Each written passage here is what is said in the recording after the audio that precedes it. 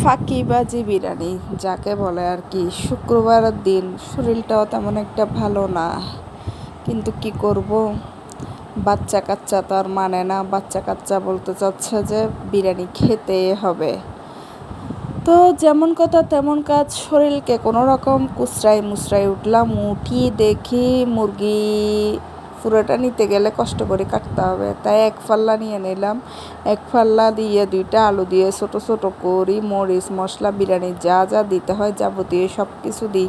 আমরা চাউল নিতে গেছি, দেখতেছি ফলার চাউল নাই। মানে ফাঁকিবাজি বলতে গেলে যেটা হয় আর কি। আচ্ছা যাই হোক, ঘরের চাউলটা নিয়ে সুন্দর করে ময় মশলা দিয়ে পানি দিয়ে সুন্দর করে বিরিয়ানিটার কষাই মশাই রান্না করে ফেলছি, বিরিয়ানি মশলা টশলা দিয়ে আর কি। এবার সুন্দর করে নাড়ি সারি বাচ্চাদেরকে বুঝ দিয়ে দিলাম। তাদেরকে বুঝ দিয়ে দেওয়া মানে তারা তো খায়, সে মহা খুশি, বলতেছে আম্মু সেরকম হয়েছে বিরিয়ানি।